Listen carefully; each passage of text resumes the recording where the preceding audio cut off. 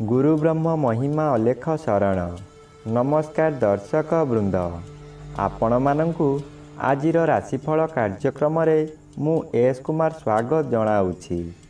प्रतिदिन निजर राशिफल जानिबा पाई गुरुकृपा यूट्यूब चैनल को सब्सक्राइब करंतु और पाखरे थिबा बेल आइकन को प्रेस करी ऑल नोटिफिकेशन ऑन करी दियंतु, जहा फଳରେ आमे जेतेबेले वीडियो अपलोड करिवो प्रथमे आपण वीडियो देखि पारिबे। आमर यही वीडियो रे आपण संपूर्ण पंचांग सहित मेष ठारू मीन पर्यंत 12 गोटी राशिर राशिफल विषय रे जानि पारिबे। वीडियो को दयाकरी शेष पर्यंत देखंतु। वीडियोटी भल लागिथिले वीडियो को लाइक करंतु एवं आपणक प्रियजन पाखु शेयर करी जणांतु। एबे आसंतु जानिबा आज दिनर संपूर्ण पंचांग विषय। आज 2026 मसीहा जानुआरी मास 15 तारिख गुरुवार, दिल्ली स्वराब्द सन 1433 साल, स्वाधीन भारताब्द 79 वर्ष, महिमाद 198 वर्ष। उत्कल गजपति श्री श्री गजपति दिव्य सिंह देव महाराजांकर 69 अंक। सौरस्व माघ मास 2 दिन, चांद्रमते माघ कृष्ण पक्ष द्वादशी तिथि रात्रि 10 घंटा 14 मिनिट पर्यंत। आजिर सूर्योदय बिरजा क्षेत्र को 6 घंटा 26 मिनिट, मकर लग्न शून्यदंड 4 लिता गते उदय। आजिर सूर्यास्त बिरजा क्षेत्र को 5 घंटा 22 मिनिट, कर्कट लग्न शून्यदंड 11 लिता गते अस्त। आज बिछा चंद्र 60 दंड, ज्येष्ठा नक्षत्र अहोरात्र। आज जन्मित शिशुर बिछा राशि विप्रवर्ण दानवगण। आज मृत व्यक्तिर रात्रि 10 घंटा 14 मिनिट मध्य एक पाद पुष्कर दोष। निषिद्ध खाद्य आज पोई भोजन निषेध अटे। आजिर अमृत जोग रात्रि 2 घंटा 5 मिनिट गते शेष रात्रि 4 घंटा 29 मिनिट मध्य। आजिर महेंद्र जोग प्रातरु दिवा 8 घंटा 2 मिनिट मध्य एवं दिवा 10 घंटा 26 मिनिट गते 12 घंटा 50 मिनिट मध्य। आजिर काल बेला एवं 12 बेला अपराह्न 3 घंटा 54 मिनिट गते 5 घंटा 22 मिनिट मध्य। आजिर काल रात्रि रात्रि 11 घंटा 37 मिनिट गते 1 घंटा 11 मिनिट मध्य। आजिर राहु काल मध्याह्न 1 घंटा 30 मिनिट ठारू अपराह्न 3 घंटा मध्य। आजिर घात चंद्र नाही, घात नक्षत्र नाही। रात्रि 10 घंटा 14 मिनिट मध्य तुला राशि और मकर राशिर घात तिथि। तुला राशि और कुंभ राशिर घात बार। प्रिय बंधुगण, एबे आसंतु जानिबा मेष ठारू मीन पर्यंत 12 गोटी राशिर राशिफल विषय। राशिचक्र प्रथम राशि मेष राशि। आज मेष राशि जन्मित व्यक्ति मानक सकाशे अष्टम स्थान रे चंद्र गोचर करुथिबारु अशुभ फल मिलिबो। अष्टम स्थान आयु स्थान और मारक स्थान। चंद्र एपरी एक ग्रह मृत्यु को मध्य मारी पारे। चंद्र अष्टम रे भ्रमण करुथिबा समय रे बहु दुर्घटना मध्य घटाई पारे, ताहा मानसिक हेउ किंबा शारीरिक। आज आपण निजकु सतर्क न रहिले निज गोड़े निजे कुराड़ी मारिबा सदृश्य हेबो। एणु मन को शांत रखंतु, आपणकर व्यवहार ठीक रखंतु। एबे आसंतु जानिबा राशिचक्र द्वितीय राशि वृष राशि विषय। आज वृष राशि जन्मित व्यक्ति मानक सकाशे नवम रवि अशुभ और सप्तम चंद्र बाधा प्राप्त अछंती अशुभ फल प्रदान करिवे। पारिवारिक अशांति भोगिबे, सुख हानि घटिबो। स्वामी स्त्री मध्य सामान्य कारणरू झगड़ा हेबो।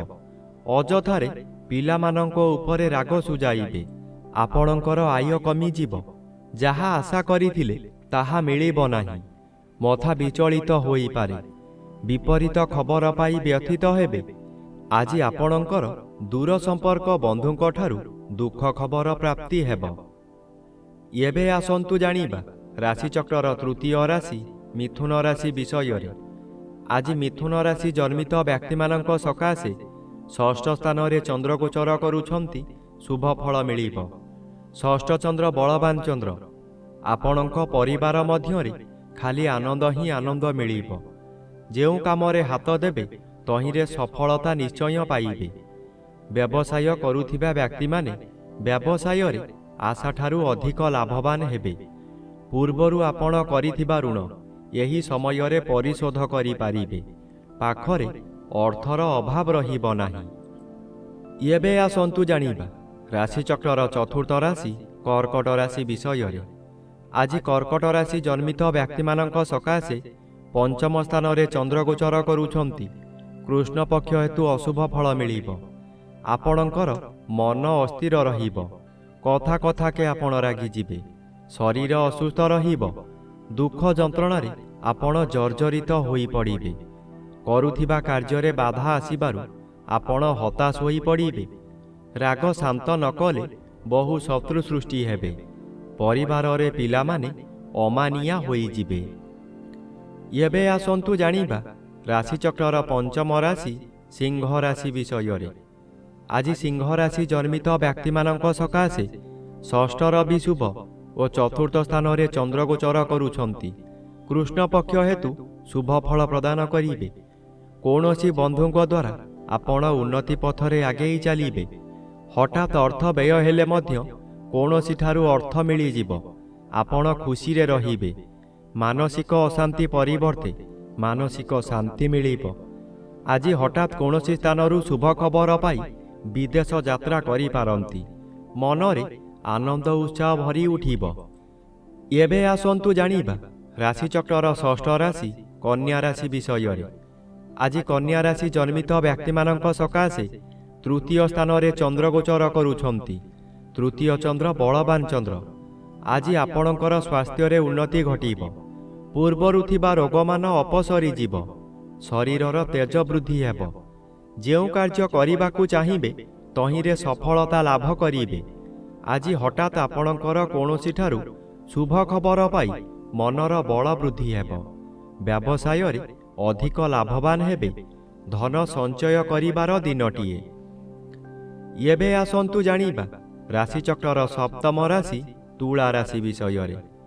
ଆଜି ତୁଳା ରାଶି ଜନ୍ମିତ ବ୍ୟକ୍ତିମାନଙ୍କ ସକାଶେ ଚତୁର୍ଥ ରବି ଅଶୁଭ ଓ ଦ୍ୱିତୀୟ ସ୍ଥାନରେ ଚନ୍ଦ୍ର ଗୋଚର କରୁଛନ୍ତି। ଅଶୁଭ ଫଳ ପ୍ରଦାନ କରିବେ। ଆପଣଙ୍କ କାର୍ଯ୍ୟକୁ ବନ୍ଧୁମାନେ ସମାଲୋଚନା କରିବେ।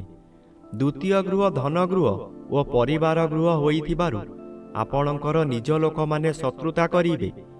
ବହୁ ଅର୍ଥ ବ୍ୟୟ କରାଇ ଆପଣଙ୍କୁ ବର୍ବାଦ କରାଇଦେବେ। ଆପଣ ହତୋତ୍ସାହ ହୋଇପଡ଼ିବେ।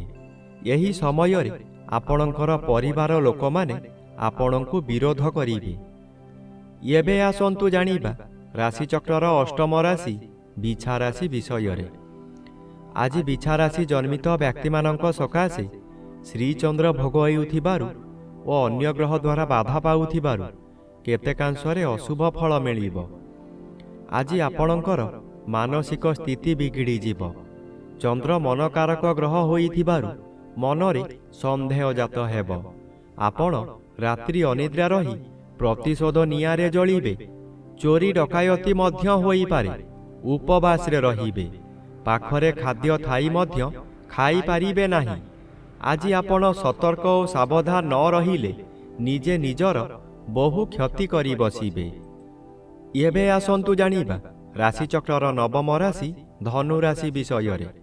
ଆଜି ଧନୁ ରାଶି ଜନ୍ମିତ ବ୍ୟକ୍ତିମାନଙ୍କ ସକାଶେ ଦ୍ୱିତୀୟ ରବି ବାଧାପ୍ରାପ୍ତ ଅଛନ୍ତି। ଅଶୁଭ ଫଳ ମିଳିବ ନାହିଁ। ଦ୍ୱାଦଶ ସ୍ଥାନରେ ଚନ୍ଦ୍ର ଗୋଚର କରୁଛନ୍ତି। ଶୁଭ ଫଳ ମିଳିବ। ଆପଣଙ୍କ ପରିବାର ମଧ୍ୟରେ ଶାନ୍ତି ଆସିବ। ସ୍ୱାମୀ ସ୍ତ୍ରୀ ମଧ୍ୟରେ ପୂର୍ବରୁ ଥିବା ମାନମନାନ୍ତର ଆପୋଷ ବୁଝାମଣାରେ ତୁଟିଯିବ। ଦ୍ୱାଦଶ ଚନ୍ଦ୍ର ବିଦେଶ ଯାତ୍ରା କରାଇପାରେ। କୃଷ୍ଣ ପକ୍ଷରେ ଗଲେ ଶୁଭ ଫଳ ନିଶ୍ଚୟ ମିଳିବ। ଆପଣଙ୍କର କାର୍ଯ୍ୟ ସଫଳ ହେବ। ଏହି ସମୟରେ ଧର୍ମ କାମ କରି କିଛି ଧର୍ମ ସଞ୍ଚୟ କରିପାରନ୍ତି। ଏବେ ଆସନ୍ତୁ ଜାଣିବା ରାଶିଚକ୍ରର ଦଶମ ରାଶି ମକର ରାଶି ବିଷୟରେ। ଆଜି ମକର ରାଶି ଜନ୍ମିତ ବ୍ୟକ୍ତିମାନଙ୍କ ସକାଶେ ଏକାଦଶ ସ୍ଥାନରେ ଚନ୍ଦ୍ର ଗୋଚର କରୁଛନ୍ତି। ଏକାଦଶ ଚନ୍ଦ୍ର ବଳଶାଳୀ ଚନ୍ଦ୍ର। ଆଜି ଆପଣଙ୍କୁ ଅଚାନକ ଶୁଭ ଖବର ମିଳିବ। ବ୍ୟବସାୟୀମାନେ ଏହି ସମୟରେ ଆଶାଠାରୁ ଅଧିକ ଲାଭବାନ ହେବେ।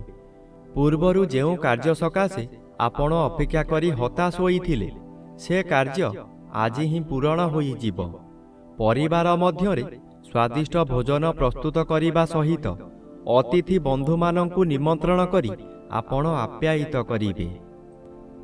ଏବେ ଆସନ୍ତୁ ଜାଣିବା ରାଶିଚକ୍ରର ଏକାଦଶ ରାଶି କୁମ୍ଭ ରାଶି ବିଷୟରେ। ଆଜି କୁମ୍ଭ ରାଶି ଜନ୍ମିତ ବ୍ୟକ୍ତିମାନଙ୍କ ସକାଶେ ଦଶମ ସ୍ଥାନରେ ଚନ୍ଦ୍ରଗୋଚର କରୁଥିବାରୁ ଶୁଭ ଫଳ ମିଳିବ।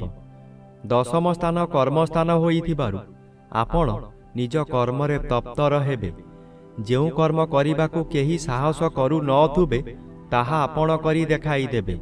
ଆପଣ ଅଧିକ ଶକ୍ତିଶାଳୀ ହୋଇ ଉଠିବେ। ମନରେ ସାହସ ବଢ଼ିଯିବ। ଗୁରୁଙ୍କର ଆଶୀର୍ବାଦ ମିଳିବ। ପୂର୍ବରୁ କରିଥିବା କର୍ମର ଫଳ ମଧ୍ୟ ଏହି ସମୟରେ ମିଳିବ। ବ୍ୟବସାୟ କରୁଥିବା ବ୍ୟକ୍ତିମାନେ ଆଶାଠାରୁ ଅଧିକ ଲାଭବାନ ହେବେ। ଏବେ ଆସନ୍ତୁ ଜାଣିବା ରାଶିଚକ୍ରର ଦ୍ୱାଦଶ ବା ଶେଷ ରାଶି ମୀନ ରାଶି ବିଷୟରେ। ଆଜି ମୀନ ରାଶି ଜନ୍ମିତ ବ୍ୟକ୍ତିମାନଙ୍କ ସକାଶେ ନବମ ସ୍ଥାନରେ ଚନ୍ଦ୍ରଗୋଚର କରୁଥିବାରୁ ଅଶୁଭ ଫଳ ମିଳିବ। ଆପଣ ଆଜି ଶୁଭ କର୍ମରେ ଯୋଗଦାନ କରି ବହୁ ଅର୍ଥ ବ୍ୟୟ କରିବେ, କିନ୍ତୁ କାହାରି ପାଖରୁ ପ୍ରଶଂସା ମିଳିବ ନାହିଁ।